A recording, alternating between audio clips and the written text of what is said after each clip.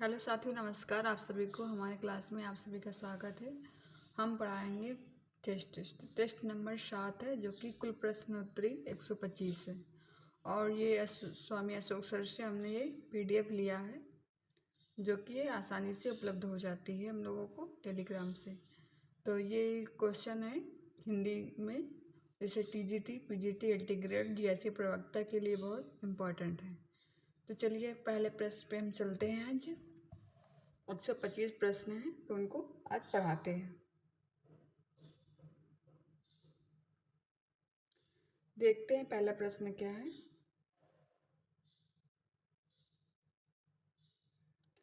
इतिहास का यथार्थ उद्देश्य युग की विशेष की घटनाओं का वर्णन करना नहीं, प्रत्युत घटनाओं के तारतम्य पर विचार करते हुए उनके पीछे विरासने वाले ऐतिहासिक ऐक्य का उद्भवन करना।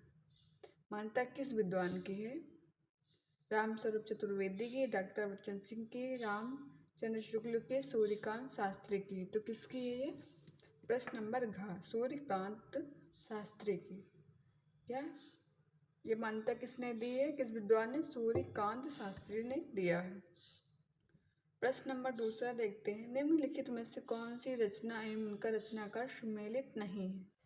क्या सुमेलित नहीं है?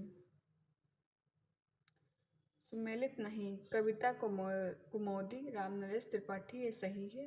ब्रज माधुरी सार वियोगहरी, ये इनका नहीं है। भाषा और साहित्य गौरी शंकर द्विवेदी।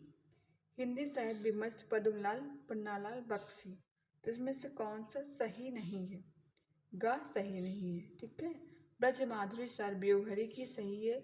और हिंदी साहित्य विमर्श पद्मलाल पुन्नालाल बख्शी, ये भी सही है। और कविता कौमुदी रामनरेश त्रिपाठी, ये भी सही। अब प्रश्न नंबर तीसरे पे चलते हैं हम। प्रश्न नंबर तीसरा, निम्नलिखित में से असत्य कथन कौन सा है? क्या असत्य कथन कौन सा? असत्य कथन कौन सा है? तो इसमें प्रश्न नंबर तीसरे का ख असत्य है। क्या ख असत्य है? ठीक है, प्रश्न नंबर तीसरे का ख असत्य है, बाकी सब सत्य है। फिर प्रश्न नंबर हम 4 देखते हैं। आदिकाल को वीर काल कहने वाले विद्वान कौन है? आदिकाल को वीर काल कहने वाले विद्वान कौन है? Grayson, Ramchandra Shukla, doctor Dhirendra Verma, Vishwanath Prasad Mishra. कौन से आदिकाल को वीर गाथा काल कहने वाले? प्रश्न नंबर 4 का कौन है? आदिकाल को वीर गाथा काल कहने वाले कौन है? प्रश्न नंबर 4 का विश्वनाथ प्रसाद मिश्र हैं। कौन है? विश्वनाथ प्रसाद मिश्र हैं। प्रश्न नंबर 5 देखते हैं, इसमें क्या है। भक्तिवाद पर सिद्धांतों का प्रभाव है, ईसाई मत का कोई प्रभाव नहीं है। मान्यता किस विद्वान की है?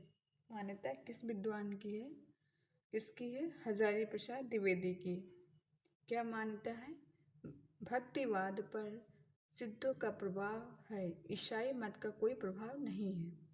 किसका है? सिद्धों का है। और ईसाई का कोई मत का प्रभाव नहीं है। किसने कहा है?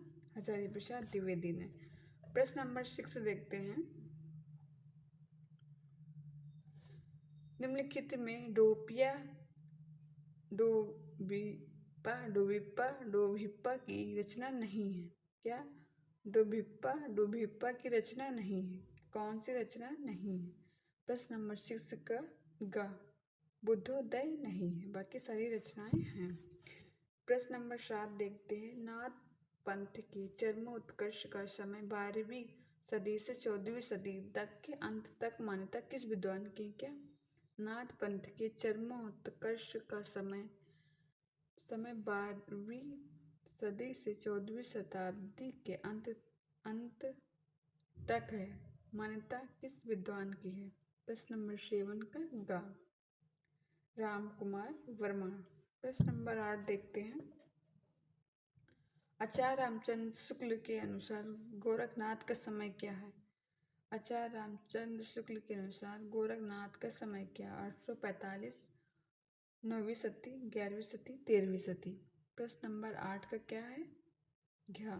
8 का घा 13वीं सदी। प्रश्न नंबर 9 देखते हैं। प्रश्न नंबर 9, निम्नलिखित में से कौन सी रचना एवं उनका रचनाकार सुमेलित नहीं है? कौल ज्ञान निर्णय मच्छिंद्रनाथ सही है। विमुक्त मंजरी गीत जलधार सही है।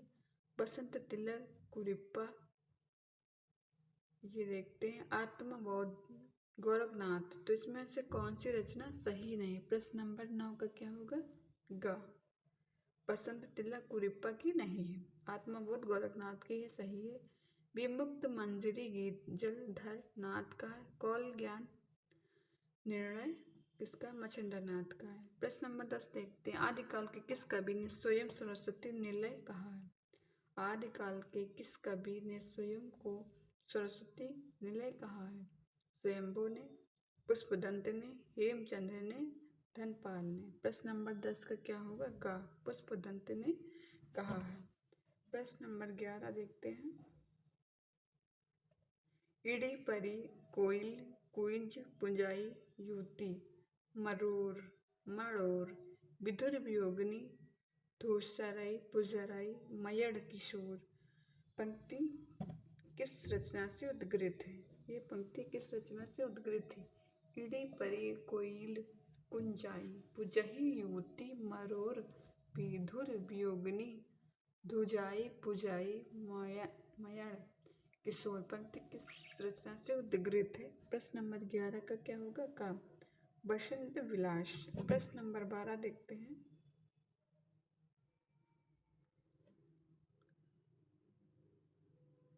चरणकालीन रक्त रंजित इतिहास में सब पश्चिम के चरणों की डिंगल कविता उद्धृत स्वरों में गूंज रही थी और उसकी प्रतिध्वनि और भी उग्र थी। पूर्व में गोरखनाथ की गंभीर धार्मिक प्रवृत्ति आत्मशासन की शिक्षा दे रही थी। उस काल पे अमीर खुसरो की विनोद पूर्ण प्रकृति हिंदी साहित्य। इसका ऑप्शन क्या देखते हैं? फिर इसका प्रश्न आगे है कि इतिहास की एक महानिधि है। कथन किस आलोचक का है? बच्चन सिंह का है, हजारी प्रसाद द्विवेदी का है, रामचंद्र शुक्ल का है, राम कुमार वर्मा का है। तो ये कथन प्रश्न नंबर 12 का कथन क्या है? घ। राम कुमार वर्मा का ये कथन था। हिंदी काव्य की पद शैली के प्रवर्तक कौन है? हिंदी काव्य की पद शैली के प्रवर्तक कौन है? शरप्पा, विद्यापति, सूरदास, कबीर। प्रश्न नंबर 13 का क्या है?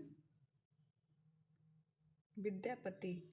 विद्यापति हिंदी काव्य पद शैली के प्रवर्तक कौन है? विद्यापति।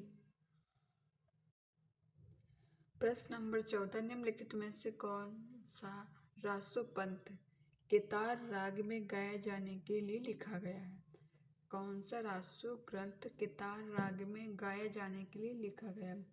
परमान रासो, बिसलदेव रासो, कुमार रासो, हमीर रासो। प्रश्न नंबर 14 का क्या होगा?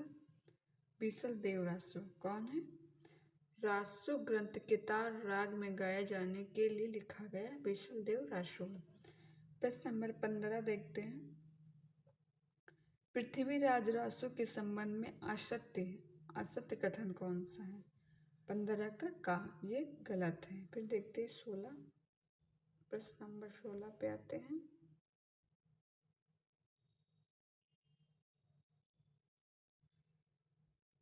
भक्ति साहित्य ने सौंदर्य शास्त्र को नया आयाम दिया।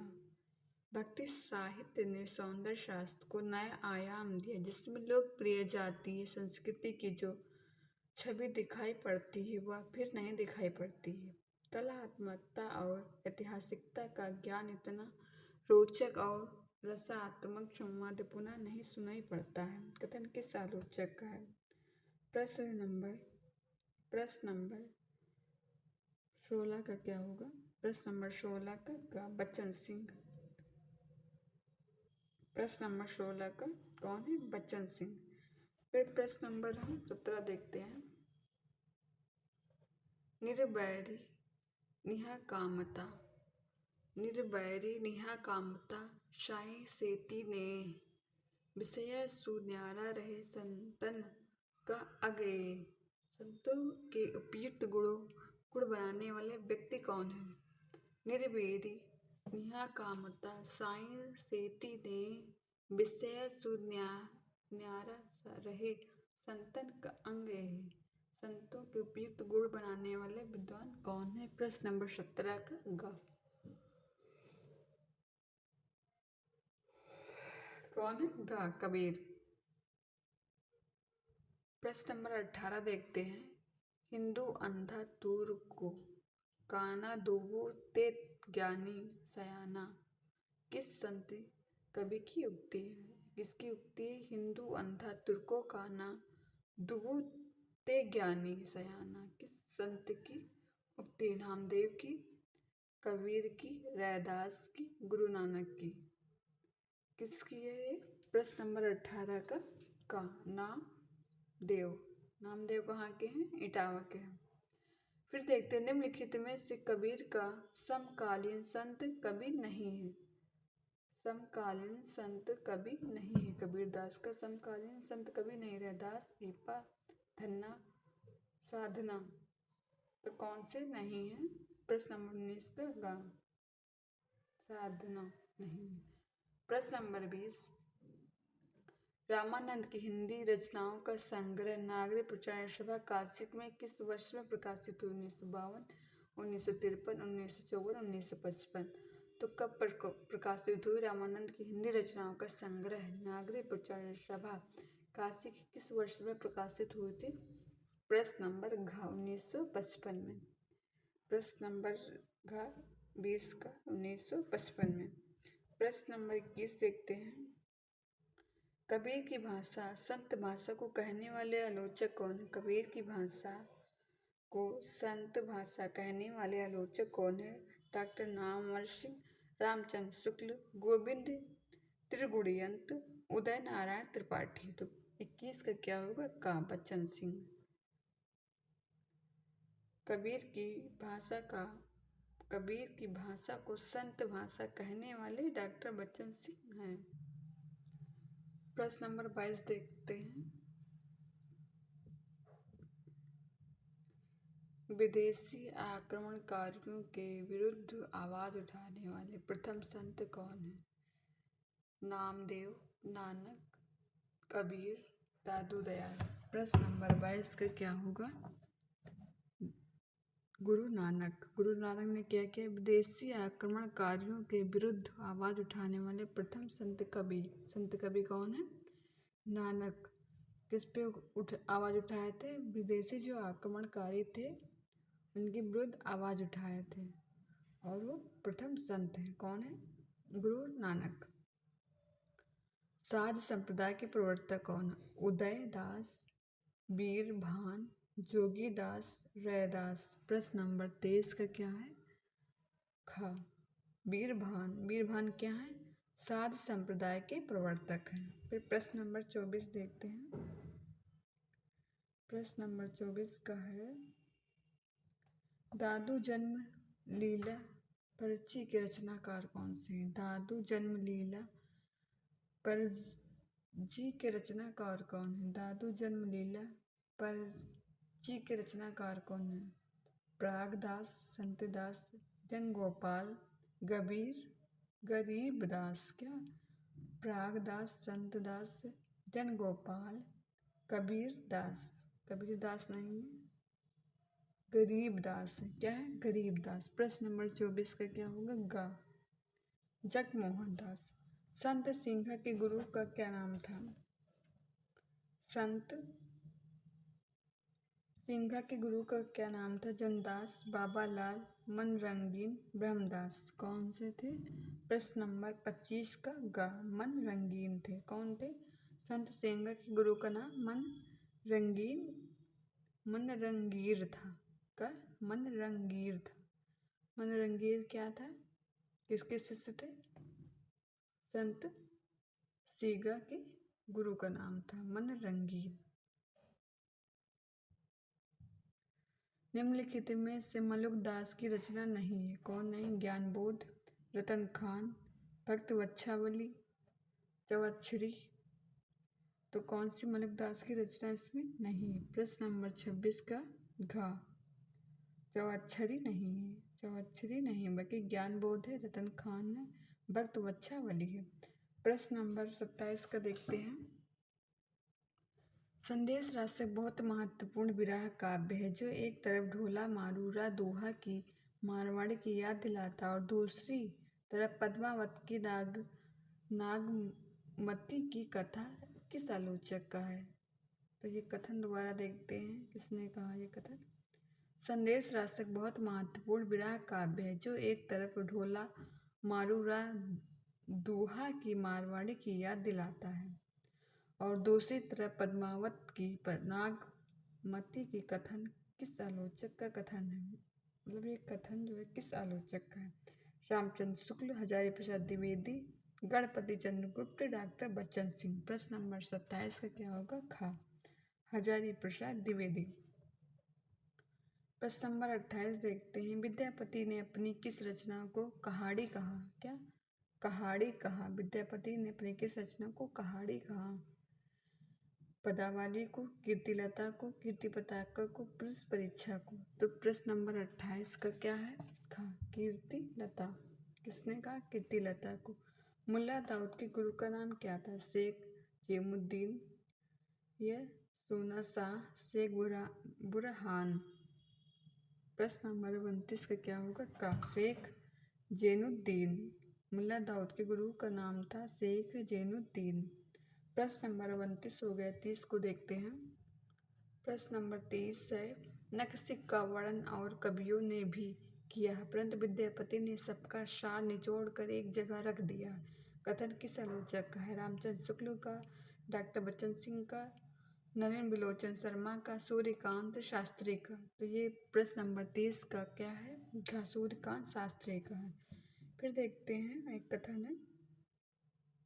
रासों में यदि लोक शैली प्रबल है और मानस में शिष्ट तो पद्मावत लोक से शिष्ट में संक्रमण का साक्ष्य है। मान्यता किस आलोचक का है। डॉक्टर बच्चन सिंह का है, रामस्वरूप चतुर्वेदी का है, रामचंद्र शुक्ल का है, हजारी प्रसाद द्विवेदी का। प्रश्न नंबर 31 का क्या होगा। खा, रामस्वरूप चतुर्वेदी। रामस्वरूप चतुर्वेदी होगा।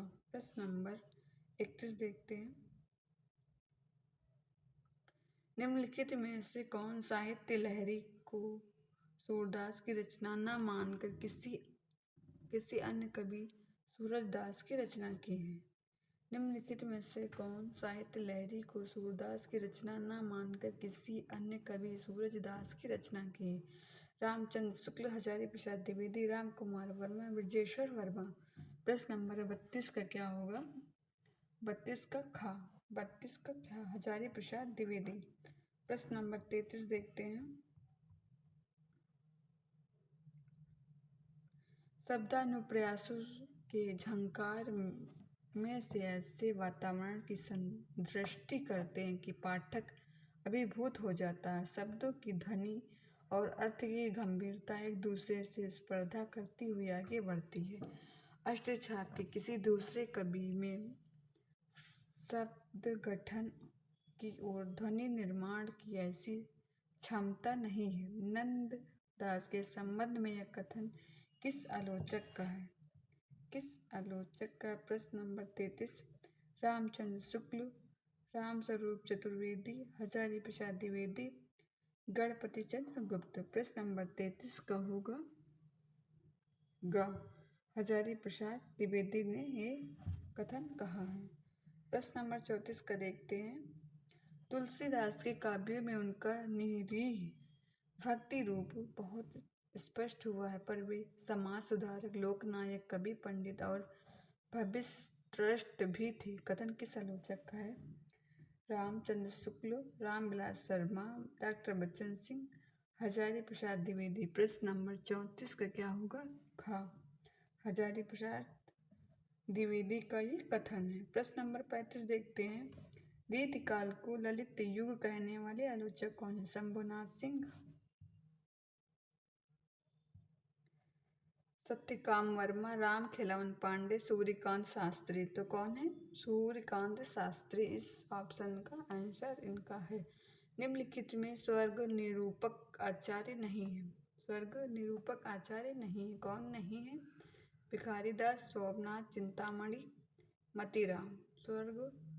स्वर्ग निरूपक आचार्य कौन नहीं है? प्रश्न नंबर 36 का क्या होगा? घ। मतीराम नहीं है, बाकी 3 लोग हैं। घनानंद को रोमांटिक धारा का श्रेष्ठ कवि कहने वाले आलोचक कौन है? क्या? रोमांटिक धारा का श्रेष्ठ कवि कहने वाले आलोचक कौन है? किसको? घनानंद को। रामचंद्र शुक्ल, डॉक्टर बच्चन सिंह, आचार्य प्रसाद द्विवेदी, राम कुमार वर्मा। प्रश्न नंबर 37 का क्या होगा? का। राम कुमार ने कहा था घनानंद को रोमांटिक धारा का श्रेष्ठ कवि। किसने कहा था? रामचंद्र शुक्ल को। किसको कहा था? घनानंद को। प्रश्न नंबर 38 देखते हैं। बिहारी सत्साई एक उत्कृष्ट ध्वनि काव्य है, मान्यता किस विद्वान ने की है? बिहारी सत्साई एक उत्कृष्ट ध्वनि काव्य है, मान्यता किस विद्वान ने की है? गणपति चंद्र गुप्त, डॉक्टर नागेंद्र, रामचंद्र शुक्ल, डॉक्टर बच्चन सिंह। प्रश्न नंबर 38 का क्या है? का। डॉक्टर बच्चन सिंह। वृंदा द्वारा रचित यमक सतसाई में कितने छंद हैं? वृंद द्वारा रचित यमक सतसाई में कितने छंद हैं? 713, 714, 715, 716। प्रश्न नंबर 39 का क्या होगा? का। 713। फिर देखते हैं केशवदास की किस रचना में छंदों की संख्या नहीं है? रसिक प्रिय 530 छंद है, कवि प्रिय 832 छंद है, रामचंद्रिका 1717 छंद है, विज्ञान गीता में 1684 छंद है। तो केशवदास किस छंदों की संख्या सही नहीं है? प्रश्न नंबर 40 में क्या है? खा। इसमें कवि प्रिय में ये छंद 832 छंद नहीं है। फिर देखिए किसने देव द्वारा रचित सुख सागर तरंग की नायिका भेद का विश्वकोश कहा है? क्या? किसने देव द्वारा रचित सुख सागर तरंग को नायिका भेद का विश्वकोश कहा है? रामचंद्र शुक्ल ने, आचार्य प्रसाद द्विवेदी ने, गणपति चंद्र गुप्त ने, डॉक्टर नागेंद्र ने। किसने देव द्वारा रचित सुख सागर तरंग को नायिका भेद का विश्वकोश कहा? प्रश्न नंबर 41 का घ। प्रश्न नंबर 41 का क्या होगा? घ। खड़ी बोली शब्द के प्रथम प्रयुक्ता कौन है? खड़ी बोली शब्द के प्रथम प्रयुक्ता कौन है? सदल मिश्र, ग्रेसन, लल्लूलाल, डॉक्टर धीरेन्द्र वर्मा। खड़ी बोली शब्द के प्रथम प्रयुक्ता कौन है? प्रश्न नंबर 42 का क्या होगा? प्रश्न नंबर 42 का ग। लल्लूलाल। खड़ी बोली शब्द के प्रथम प्रयोक्ता लल्लूलाल हैं। प्रश्न नंबर 43 का देखते हैं। हिंदी साहित्य में पुनर्जागरण भारतीय नृत्य के माध्यम से अवतरित होता है और तब वह स्वाभाविक है कि वे आधुनिक काल के प्रवर्तक माने जाते हैं। कथन किस आलोचक का है? रामचंद्र शुक्ल का, डॉक्टर बच्चन सिंह का, आचार्य प्रसाद द्विवेदी का। प्रश्न नंबर 43 का क्या होगा? प्रश्न नंबर 43 का घ। कथन दोबारा देखते हैं। हिंदी साहित्य में पुनर्जागरण भारतीय नृत्य के माध्यम से अवतरित होता है और तब वह स्वाभाविक है कि वे आधुनिक काल के प्रवर्तक माने जाते हैं। कथन किस आलोचक का है? प्रश्न नंबर, एक कथन था रामस्वरूप चतुर्वेदी का। प्रश्न नंबर 43 का रामस्वरूप चतुर्वेदी का ये कथन था। फिर देखते हैं 44 का। राधा कृष्णदास भारतीय हरिश्चंद्र की रचनाओं की संख्या कितनी बताइए? 236, 237, 238, 239। तो राधा कृष्णदास ने भारतीय हरिश्चंद्र की रचनाओं की संख्या कितनी बताइए? प्रश्न नंबर 44 का क्या होगा? ग। 238। 45 देखते हैं। रामचंद्र शुक्ल के अनुसार भारतीय युग की समय सीमा क्या है? समय सीमा है भारतेंदु रामचंद्र के अनुसार भारतीय युग की समय सीमा। प्रश्न नंबर है 1868 से 1893, 68 से 1893 इसका ये आंसर होगा। इसके बाद हम देखते हैं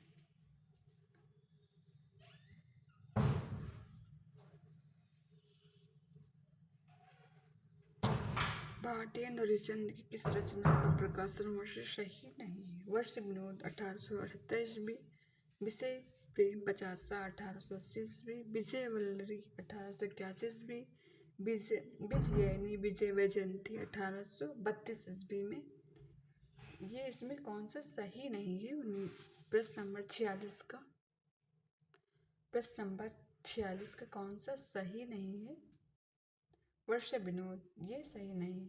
विनय प्रेम 50 1880 ईस्वी, विजय पल्लरी 1881 ईस्वी, विजयनी विजय वैजयंती 1882 ईस्वी में है। बाकी ये वर्ष विनोद 1878 में नहीं, तो ये गलत माना जाएगा। प्रश्न नंबर 37 का देखते हैं। निम्नलिखित में से राधा चरण गोस्वामी की रचना कौन नहीं है? राधा चरण गोस्वामी की रचना कौन नहीं? इश्क चमन, नौ भक्तमाल, भारत संगीत, भारत 12 माशा। तो प्रश्न नंबर 37 का देखते हैं। प्रश्न नंबर 47 का घ, भारत 12 माशा, भारत 12 माशा किसकी है? आप लोग कमेंट में बताइएगा। राधा चरण गोस्वामी की नहीं, राधा चरण गोस्वामी की इश्क चमन है, नौ भक्तमाल है, भारत संगीत है। प्रश्न नंबर 47 देखते हैं। हो गया 47, 48 देखते हैं।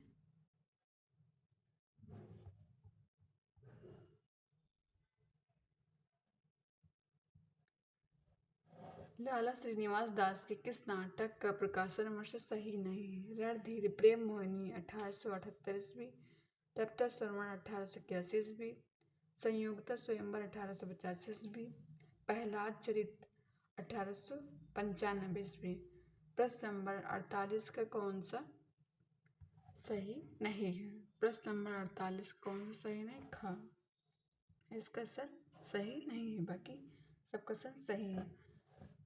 49 का देखते हैं प्रश्न। प्रताप नारायण मिश्र की रचनाओं का सही आरोही क्रम कौन सा है? आरोही क्रम कौन सा है? ख, प्रेम पुष्पांजलि, प्रार्थना शतक, मन की लहर, तंगल खंड। तो ये क्या है? आरोही क्रम की रचनाएं किसकी? प्रताप नारायण मिश्र की। प्रश्न नंबर 50 देखते हैं। बद्री नारायण चौधरी प्रेमघन की रचनाओं का सही आरोही क्रम कौन सा है? प्रश्न नंबर 50 का हार्दिक हर्षोदर्श, ललित लहरी, भारत बधाई, आनंद अरुणोदय। प्रश्न नंबर 51 देखते हैं हम। अंबिका दत्त व्यास किस रचना का प्रकाशन वर्ष सही नहीं है? अंबिका दत्त व्यास की किस रचना का प्रकाशन वर्ष सही नहीं? 50 पावस 50 1886 ईस्वी, सुकवि सत्साई 1889 ईस्वी, होरी 1891 ईस्वी, भारत धर्म 1884 ईस्वी। तो इसमें से कौन सा वर्ष सही नहीं? प्रश्न नंबर 51 का क्या होगा? खाइए सुकवि सत्साई 1889, ये सही नहीं है। फिर देखते हैं प्रश्न नंबर 92 है। निम्नलिखित में से कौन सा निबंध बालकृष्ण भट्ट द्वारा रचित नहीं है? क्या रचित नहीं है? ईश्वर भी टटोल है, रसिक समाज, मेला ठेला, काल चक्र का चक्कर। क्या है? काल चक्र का चक्कर। प्रश्न नंबर 52 का क्या है? खा, रसिक प्रिय समाज। फिर देखते हैं 53 का हजारी प्रसाद द्विवेदी की किस रचना का प्रकाशन वर्ष सही नहीं है? प्रकाशन वर्ष सही नहीं है, कौन सा सही नहीं? नागरी 1900 ईस्वी में, कान्य कुब्ज अबला विलाप 1907 ईस्वी में, कविता कालाप 1908 ईस्वी में, सुमन 1923 ईस्वी में। प्रश्न नंबर 23 का क्या है? गा, ये सही नहीं है। प्रश्न नंबर 94 का देखते हैं। निम्नलिखित में से कौन सी रचना और उसका रचनाकार सुमेलित नहीं है? क्या सुमेलित नहीं है? सुक्ति मुक्तावली सत्यनारायण कवि रत्न है। शैल बाला मुकुटधर पांडे, फिर ललित कुसुम रूप नारायण। प्रश्न नंबर 94 के का होगा? सुक्ति मुक्ति वली सत्यनारायण कवि रत्न। ये वाला सही है, ये वाला सही नहीं है, ये मिलान इसका सही नहीं, बाकी सारे सही हैं। प्रश्न नंबर 55 देखते हैं। श्रीधर पाठक की किस रचना में संत कवियों की सदुक्ति शैली का प्रयोग हुआ है? श्रीधर पाठक की किस रचना में संत कवियों की सदुक्ति शैली का प्रयोग हुआ है? वनाष्टक, जगत सच्चाई सार, भरतोद्यान, स्वर्णीय वीणा। तो इसमें कौन सा सदुक्ति शैली का प्रयोग हुआ है? प्रश्न नंबर 55 का है खा, जगत सच्चाई सार। फिर निम्नलिखित में से रामनाथ त्रिपाठी प्रबंधात्मक रचना नहीं है। कौन सी नहीं? मानसी नहीं, मिलन नहीं, पथिक नहीं, स्वप्न नहीं। प्रश्न नंबर 56 का बताना है कौन सी रामनाथ त्रिपाठी की प्रबंधात्मक रचना नहीं, मानसी नहीं। प्रश्न नंबर 56 का मानसी नहीं है। फिर बाबू जगन्नाथ दास रत्नाकर द्वारा रचित उद्धव शतक के कितने छंद हैं? उद्धव शतक है किसकी? राम बाबू जगन्नाथ दास रत्नाकर की ये द्वारा रचित ये उद्धव शतक है। इसमें कितने छंद हैं? कितने छंद हैं? प्रश्न नंबर 57 का खा 118 प्रश्न है। फिर देखते हैं हरिओद द्वारा रचित प्रिय प्रवास के संबंध में असत्य कथन कौन सा है? असत्य कथन कौन सा है? प्रश्न नंबर 58 का देखते हैं असत्य कथन कौन है? हरिओद से भिन्न अतुकांत कविता का महाकाव्य कहा? प्रश्न नंबर 18 का घ असत्य है। फिर देखते हैं नाथूराम शर्मा शंकर को भारतेंदु की उपाधि किसके द्वारा दी गई? नाथूराम शंकर को भारत प्रगेंद्र की उपाधि किसके द्वारा? भारतेंदु ने प्रागेंद्र है। उपाधि किसके द्वारा दी गई? अलीगढ़ के विद्वानों के द्वारा, राजा शिव प्रसाद के द्वारा, राजा लक्ष्मण सिंह के द्वारा, महावीर प्रसाद द्विवेदी के द्वारा। प्रश्न नंबर 59 क्या होगा? राजा लक्ष्मण सिंह के द्वारा ये उपाधि दी गई। किसको? नाथूराम शर्मा को। किस लिए? भारत प्रदेश की उपाधि इसके द्वारा दी गई थी। देखते हैं मैथिली शरण गुप्त की रचनाओं के संबंध में असत्य कथन कौन सा है? असत्य कथन। प्रश्न नंबर 60 का ये असत्य है, बाकी सब असत्य है। प्रश्न नंबर 61 का देखते हैं निम्नलिखित में सुमेलित कौन सा नहीं है? प्रश्न नंबर 61 का क्या होगा? 61 का गा होगा। प्रश्न नंबर 61 का गा। 62 का देखते हैं निम्नलिखित में से कौन सी रचना में गीतों की संख्या सुमेलित नहीं है? कौन सी? महादेवी वर्मा की कौन सी रचना गीतों की संख्या सम्मिलित नहीं? निहार 45 गीत, रश्मि 35 गीत, निर्जा 58 गीत, संध्या गीत 45 गीत। तो इसमें कौन सी सुमेलित नहीं है? का सही नहीं है। प्रश्न नंबर 62 का सही नहीं है। फिर देखते हैं पंत की छायावादी शैली में रचित अंतिम रचना कौन सी है? पंत की छायावादी शैली में अंतिम रचना कौन सी है? प्रश्न नंबर 63 का बताना है। 63 का गुंजन अंतिम रचना है। छायावादी की शैली में अंतिम रचना कौन सी? गुंजन। प्रथम कौन सी है? आप लोग कमेंट करके बताइएगा। किसने निराला द्वारा रचित कुकुरमुत्ता को संपूर्ण साहित्य का प्रस्थान बिंदु कहा है? किसने निराला द्वारा रचित कुकुरमुत्ता को संपूर्ण हिंदी साहित्य का प्रस्थान बिंदु कहा? प्रभाकर माचुए ने, मुक्तिबोध ने, नंदकिशोर नवल ने। प्रश्न नंबर 64 का क्या है? नंदकिशोर नवल ने कहा है। कामयानी को असफल कृत्य बनाने वाले विद्वान कौन है? नामर्षि, मुक्तिबोध, रामविलास शर्मा, मुक्तिबोध, नामवर सिंह, इंद्रनाथ मदान। प्रश्न नंबर 65 का क्या? प्रश्न नंबर 65 का क्या होगा? घ। प्रश्न नंबर 65 का इंद्रनाथ मदान। राम कुमार वर्मा के किस एकांकी का प्रकाशन वर्ष सही नहीं है? राम कुमार वर्मा के किस एकांकी का प्रकाशन वर्ष सही नहीं है? चारू मित्र 1945, कुमुदी महोत्सव 1949, दीपदान 1952, इंद्रधनुष 1957। प्रश्न नंबर 66 का ग। दीपदान 1952। इसके बाद में देखते हैं निम्नलिखित में से हरिवंश राय बच्चन एवं सुमित्रानंद पंत की नियुक्त रचना है। निम्नलिखित में से हरिवंश राय बच्चन एवं सुमित्रानंद पंत की संयुक्त रचना। खादी के फूल, सूत की माला, कावाखा दोनों, बुद्ध और नाच घर। तो इसमें क्या होगा? प्रश्न नंबर का। इसमें क्या है? खादी के फूल, हरिवंश राय बच्चन एवं सुमित्रानंद पंत की संयुक्त रचना, मतलब दोनों एक ही में मिला दी गई, तो क्या खादी के फूल को संयुक्त रचना माना गया है। प्रश्न नंबर 68 देखते हैं। निम्नलिखित में से मक्खनलाल चतुर्वेदी की रचना नहीं। समर्पण, मरण ज्वाला, वेणु लो गूंजे धारा।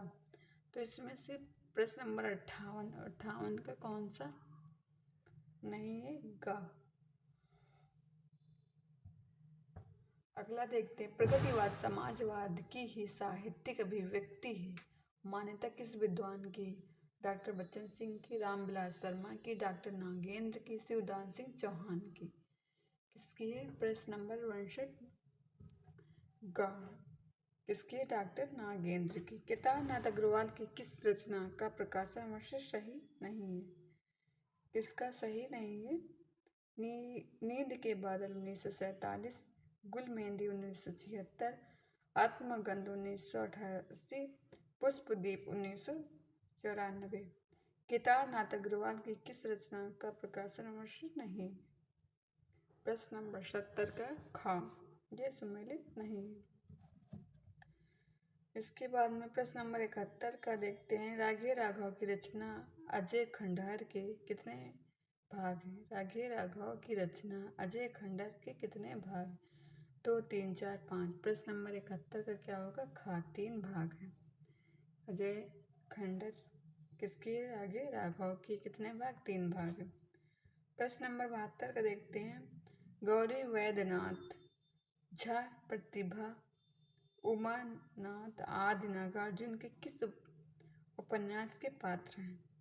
गौरी, बैजनाथ, झा, प्रतिभा, उमानाथ आदि नागार्जुन के किस उपन्यास के पात्र हैं? प्रश्न नंबर 72 का देखते हैं। खा। रतिनाथ की चाची के उपन्यास हैं, उपन्यास के पात्र हैं। रतिनाथ की चाची है किसका? नागार्जुन का। उपन्यास कितने हैं? पता नहीं। ये पात्र किसके हैं? रतिनाथ की चाची के। फिर देखते हैं प्रश्न नंबर 73। किसने प्रयोगवाद को पाश्चात्य साहित्य के प्रतीकवाद का अनुकरण मात्र माना है? किसने प्रयोगवाद को पाश्चात्य साहित्य के प्रतीकवाद का अनुकरण मात्र माना है? Doctor Nagendra, Ramvilas Sharma, doctor Bachchan Singh, Shivdan Singh Chauhan. प्रश्न नंबर 73 का क्या होगा? प्रश्न नंबर 73 का घ। शिवदान सिंह चौहान। प्रश्न नंबर 74 का किसने शमशेर बहादुर सिंह को प्रणय जीवन का प्रसंगबद्ध रसवादी कवि कहा है? क्या प्रणय जीवन का प्रसंगबद्ध रसवादी कहा है? मलयज ने, मुक्तिबोध ने, अज्ञे ने, श्रीकांत ने। प्रश्न नंबर 74 का क्या होगा? खा। मुक्तिबोध ने।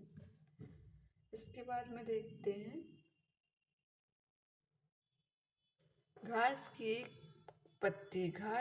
एक पत्ती के सम्मुख मैं हुक गया और मैंने पाया कि मैं आकाश छू रहा हूँ। किस रचनाकार की पंक्तियाँ हैं?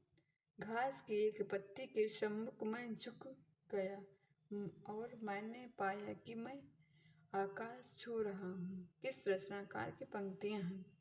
प्रश्न नंबर 75 का क्या होगा? प्रश्न नंबर 75 का ग सर्वेश्वर दयाल सक्सेना।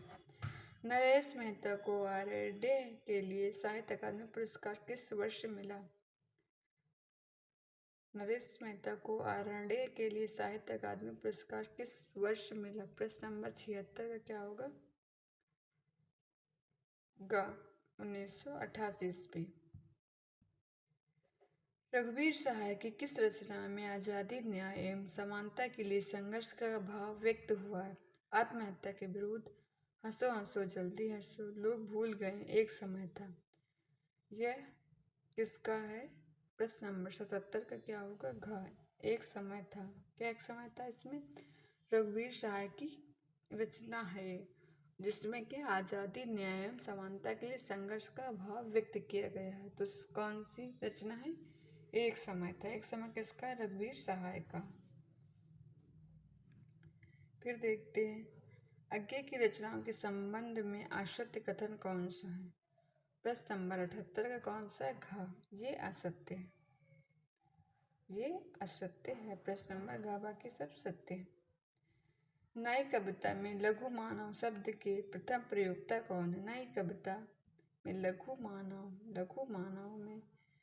मानव शब्द के प्रथम प्रयोक्ता कौन है? प्रश्न नंबर 89 का लक्ष्मीकांत वर्मा।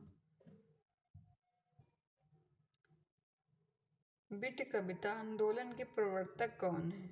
विट कविता आंदोलन के प्रवर्तक राजकमल चौधरी, लक्ष्मीकांत वर्मा, सत्यदेव राजहंस, श्याम नारायण। विट कविता आंदोलन के प्रवर्तक कौन है? प्रश्न नंबर 80 का राजकमल चौधरी। डॉक्टर भोलानाथ तिवारी ने पश्चिमी हिंदी में कितनी बोलियां बोली हैं? डॉक्टर भोलानाथ तिवारी ने हिंदी में कितनी पश्चिमी हिंदी की बोलियां? डॉक्टर भोलानाथ तिवारी ने पश्चिमी हिंदी में कितनी बोलियां मानी हैं? 4, 5, 6, 7। 4, 5, 6, 7। कौन सी कितनी मानी? 4 मानी। कौन माना? भोलानाथ तिवारी। कहाँ से? पश्चिमी हिंदी से। प्रश्न नंबर 82 देखते हैं। निम्नलिखित में से ब्रजभाषा का क्षेत्र नहीं है। क्या क्षेत्र नहीं? बरेली, बदायूं, पीलीभीत, मैनपुरी। ब्रजभाषा का क्षेत्र कौन सा नहीं? बरेली, बदायूं, पीलीभीत, मैनपुरी। प्रश्न नंबर 82 का मैन पीलीभीत नहीं ब्रजभाषा का। देवनागरी लिपि में सुधार हेतु काका काले कर सीमित का गठन किस वर्ष हुआ? देवनागरी लिपि में सुधार हेतु काका काले कर सीमित का गठन किस वर्ष हुआ? प्रश्न नंबर 83 का क्या होगा? ख 1935। क्या होगा? 1935। फिर देखते हैं संत न बांधे गांठी 2020 किसके द्वारा रचित है? किसके द्वारा रचित है? संत न बांधे गांठी 2020 किसके द्वारा रचित है? प्रश्न नंबर 84 का मिथिलेश्वर।